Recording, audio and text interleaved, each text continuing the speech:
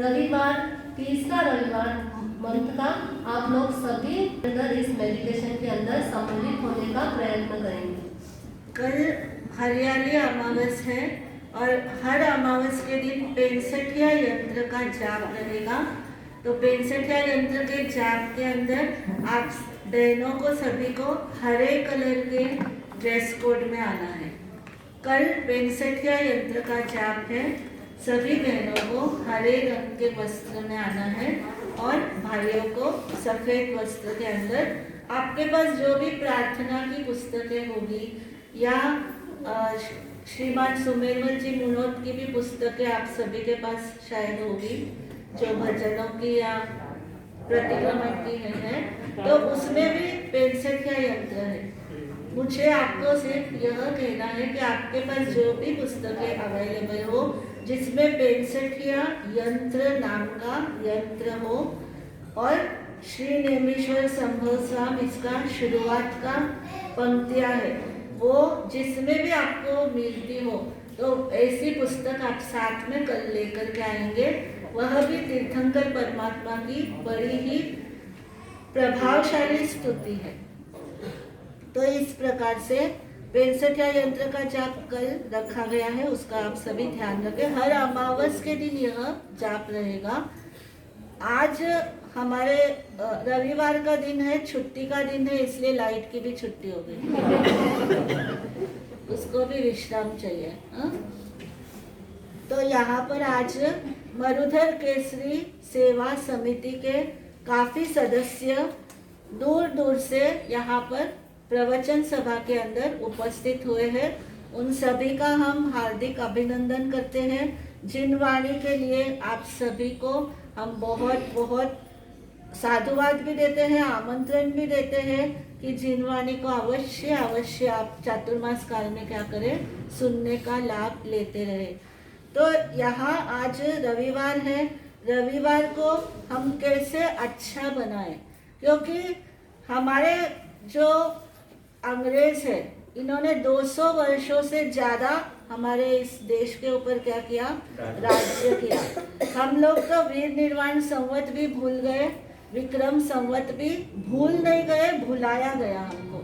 हमें official language के रूप में या उनकी एजुकेशन प्रणाली के रूप में जो वो लोग कह देते हैं वो ही अच्छा है, उसी को अच्छे का स्टैंप लगा दिया और जो हमारी चीज़ें हैं उसको क्या कहने लगे, उसको हीन भावना से देखना, उसको इन्फीरियरिटी कॉम्प्लेक्स देना। इस तरह से उन्होंने क्या किया, हमारे दिमागों को ब्रेन वॉश करके हमारी सारी चीज़ों को उन्होंने तहस नहस करके रख दिया, डिस्ट्रॉय करके रख दिया। लेकिन कितना भी डिस्ट्रॉय करें हम, हमारी संस्कृति, हमारी सभ्यता, यह तो हमारे रग रग में क्या हुई है, बसी हुई है। इसलिए रविवार के दिन भी किस लिए मनाते हैं हम, वैसे हमारे भी हर दिन, हर त्योहार, हर पर्व, हर वार को क्या होते हैं, मनाए जाते हैं। और जो हमारी तिथियां हैं, 15 तिथियां हैं 15 दिन की, उन तिथियों के अनुसार हम भारतीय लोग क्या करते हैं, सभी तरह के त्योहार और पर्व मनाते हैं। पहले के ज़माने के अंदर बर्थडे भी, जन्मदिन भी कैसे मनाते थे, तिथियों से ही मनाते थे और तिथियों को ही क्या करते थे, इम्पोर्टेंस देते थे। लेकिन आजकल क्या हो गया है, आज बहुत सारे ये हो गया, कंफ्यूजन हो गया। तिथि मनाना या तारीख याद रखना, दो दो चीज़ें कैसे याद रखें। तो कोई तो तारीख याद रखता है और कोई क्या करता है, तिथि याद रखता है। और किसी को तारीख और तिथि भी नहीं चाहिए तो सीधा रविवार सोच करके क्या कर लेता है, सब चीजें मना लेते हैं।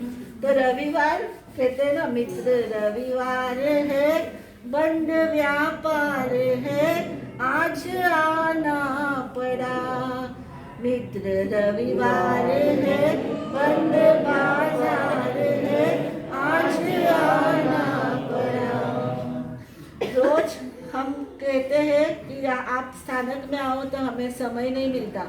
एक सभी का एक ही रहता है, बच्चे हो चाहे हमारे बिजनेस वाले लोग हो, क्या कहेंगे, हमको रविवार के सिवाय और कोई छुट्टी है ही नहीं, हमको जमता ही नहीं है। और कुछ तो महाशय ऐसे है कि रविवार को भी बोलते हैं हमें छुट्टी तो किसी भी दिन नहीं है।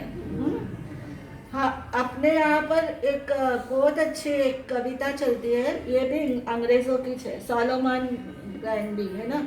Born on Monday, married on Tuesday, Christian on Wednesday, married, और फिर उसको बच्चा हुआ तो गुरुवार और शुक्रवार को उसने क्या किया, बच्चा बड़ा हो गया, और सैटरडे संडे को तो उसकी क्या हो गई, मृत्यु भी हो गई, डेथ भी हो गई, बोलते सब फिनिश हो गया, संडे तक तो सारा जीवन उसका खत्म हो गया।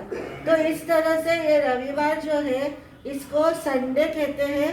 सन, और ये सन भी हमारे रविवार से ही हुआ, क्योंकि हमारे भारत में क्या बोलते हैं, रविवार बोलते हैं संडे को। तो अंग्रेजों ने भी क्या कर दिया, उसको संडे कर दिया, रविवार को। बाकी दिनों का उनका कोई संबंध किसी चीज से नहीं है। हमारा सोमवार हम चंद्र से करते हैं, मंगलवार मंगल ग्रह से करते हैं, लेकिन उनके यहाँ पर ऐसा कोई वैज्ञानिक तरीका नहीं है।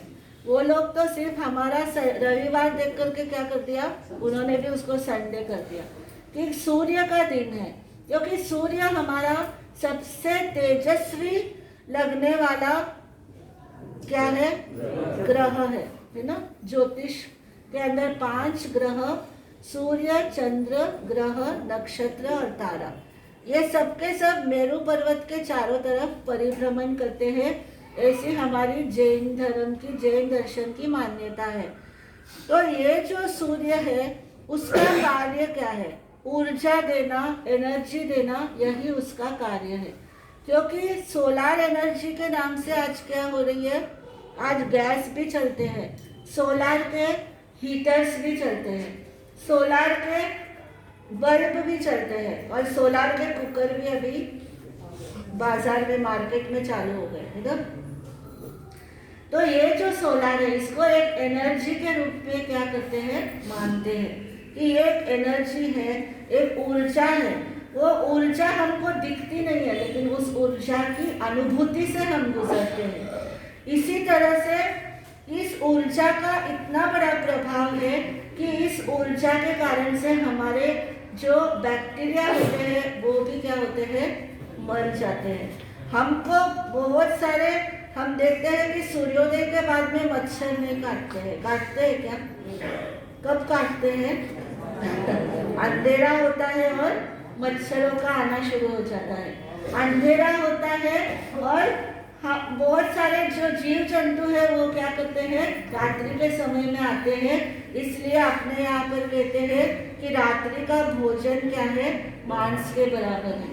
क्यों कहते हैं, क्योंकि उसके अंदर बहुत सारे कीड़े आकर के क्या होते हैं, जानते या अनजानते हुए, आप कितना भी उसके ऊपर प्रिकॉशंस कर लो, कितने भी क्या कर लो, पहले ज़माने में भी, आजकल तो नई टेक्नोलॉजी से, नए तरीके से गैस के ऊपर रखने के क्या आ गए हैं, इंस्ट्रूमेंट्स आ गए, लेकिन पहले के ज़माने में भी क्या रखते थे, चंदोवा जैसा कपड़ा टांग करके रखते थे, ताकि ऊपर से कोई भी जीव जंतु क्या नहीं करे, हमारी रसोई को अपवित्र नहीं बनाए, या जाकर के कहीं कोई जीव उसमें चला गया तो क्या होगा, आहार के साथ में अगर कोई उसका भोजन करेगा तो पॉइजन बन करके क्या करेगा, वो हमारे शरीर का नाश करेगा। इसलिए फिर रात्रि भोजन के लिए एक मर्यादा रखने की बात बताई है। और सूर्य कहता है shine like a sun to clear the darkness of अज्ञान, यानी अज्ञान जो हमारे जीवन के अंदर है, इस अज्ञान को दूर करना ही सूर्य का काम है। सूर्य क्या करता है, सवेरे हमारा प्रकाश दे देता है और रात्रि के सारे बैक्टीरियाज को क्या कर देता है, दूर कर देता है। इसी तरह से हमारी आत्मा के अंदर भी अज्ञान का अंधकार छाया हुआ रहता है, वो दिखता तो नहीं है हमको। जब हम बार बार कहते हैं अज्ञान अज्ञान, अज्ञान हमें दिखता नहीं है बंधुओं, अज्ञान हमें अनुभव होता है। जैसे सूर्य हमको ऊर्जा देता है, वो ऊर्जा हमको दिखती नहीं है। आपको दिखती है क्या? लेकिन उसका रिजल्ट हमको दिखता है। वो जब जला देता है किसी चीज को, या किसी चीज को पका देता है, या किसी चीज को गर्म कर देता है, तब हमको समझ में आता है कि सूर्य ने क्या किया, अपना कार्य किया। कितना 5 मिनट 10 मिनट कितना लेना है मुझे समय? सबको 5 मिनट। तो इसका जो हमारा ये सूर्य है, तो सूर्य की ऊर्जा हमें दिखती नहीं। इसी तरह से हमारे अज्ञान का जो वो है, अज्ञान का जो अंधकार है, वो भी हमको दिखता नहीं है बंधुओं, लेकिन अनुभव में आता है। अनुभव में कैसे आता है कि जब हमारे मन के अंदर क्रोध के भाव आ जाते हैं, जब हमारे मन के अंदर अभिमान के भाव आ जाते हैं, तो उसका उसी का रिजल्ट होता है। हमारे यहाँ पर तीर्थंकर परमात्मा की हम स्तुति करते हैं। तीर्थंकर परमात्मा अलग चीज है, देवी देवता अलग चीज है। देवी देवता जो होते हैं वो भी आपकी तरह ही होते हैं। वो भी क्या करते हैं, सारे कार्य करते हैं, और यहाँ तक कि सभी चीजें, आहार, भय, मैथुन, परिग्रह, सब चारों संज्ञा उनके अंदर भी सेम टू सेम है। आहार की इच्छा, मैथुन सेवन करने की इच्छा, जो 12 देवलोक तक के देव है, 8वें देवलोक तक के देव है, उन सभी में क्या होती है, ये सारी इच्छाएं उनके जीवन में रहती है। लेकिन डिफरेंस क्या हो जाता है कि मनुष्य को धर्म करने का एक अच्छा अवसर प्राप्त होता है, और उसको अपने अज्ञान को समझने का, उसको दूर करने का भी उसके पास क्या है, साबुन है। उसके पास साबुन भी है, पानी भी है, जिससे वो क्या कर सकता है, अपने अज्ञान के कपड़े को साफ कर सकता है।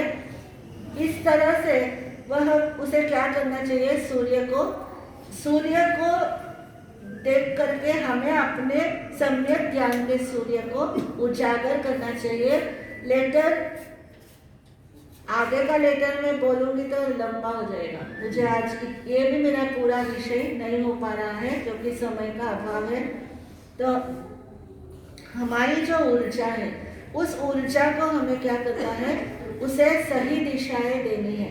सही दिशाएं देने का अर्थ क्या है कि जो नेगेटिव के अंदर धाराएं बहती है, उनको पॉजिटिव धाराओं के अंदर लेकर के आना। उसके लिए हमारे मन, वचन और काया के योगों को हमें क्या करना चाहिए, हमेशा इसकी दोनों धाराएं खुली रहती है, दोनों बटन इसके स्विच ऑन ऑफ हो सकते हैं। तो उसमें हमें जो नकारात्मक एनर्जी है, उस एनर्जी को ज़्यादा समय तक हमारे मन, वचन और काया के ऊपर इफेक्ट होने नहीं देना। आएंगे तो सही, नेगेटिव्स ही ज़्यादा आते हैं, पॉजिटिव्स नहीं आते, क्योंकि हमारी आत्मा ने हमेशा से यही काम किया है, इसलिए वो ही पहले क्या करते हैं, इफेक्ट करते हैं। लेकिन दूसरे ही क्षण हमारे पास में सम्यक ज्ञान अगर होता है, सम्यक ज्ञान की एनर्जी अगर हम उसको दे देते हैं, तो वो क्या हो सकती है, खत्म हो सकती है, डिस्ट्रॉय हो सकती है। इसलिए सम्यक ज्ञान के जो साधन है हमारे पास में, उन साधनों का हमें उपयोग करना चाहिए। सत्संगति का हमें लाभ लेना चाहिए, और सत साधनों को हमें अपने समीप में रखना चाहिए। ये नहीं सोचना चाहिए, घर के अंदर हमारे अच्छा साहित्य भी होना चाहिए, आगम भी होना चाहिए, हमारे घर के अंदर धर्म के उपकरण भी होने चाहिए, माला भी होनी चाहिए, यहाँ तक कि सामने ही रखनी चाहिए। जिस तरह से आप लोग क्या करते हैं, अच्छे अच्छे सीनरीज को क्या करते हैं, अपने वॉल पेपर के ऊपर लगा देते हैं, और बाकी चीजें आप कुछ भी नहीं रखते हैं। लेकिन अगर आप धार्मिक उपकरणों को, धार्मिक साहित्य को भी सामने रखते हैं, तो आपके बच्चे कभी ना कभी तो उसको उठा करके देखेंगे ये क्या चीज है, और वो ही आपके लिए क्या बनेगा, एक निमित्त बनेगा। आपको बिना बोले साइलेंटली वो क्या करेगा, उसको उठाएगा, देखेगा और समझेगा कि ये क्या है। आर्य कुमार जो आर्य कुमार है, आर्य कुमार को भी गौतम स्वामी ने क्या भेजा था, वो अनार्य देश में थे, उनके पास पास में सामयिक के उपकरण या धर्म के कोई उपकरण, साधु की वेशभूषा, कोई श्रावक की वेशभूषा, कुछ भी वहाँ पर नहीं पाई जाती है। लेकिन गौतम स्वामी ने जब उनको वहाँ पर गिफ्ट भेजा, क्योंकि वो दोनों क्या है, फ्रेंड्स है, और उनके जो पिता है श्रेणिक महाराजा है, वो भी क्या है, आर्द्र कुमार के पिता और श्रेणिक महाराजा भी दोनों मित्र है, और दोनों बेटे भी क्या है, आपस में दोनों फ्रेंड्स है ना।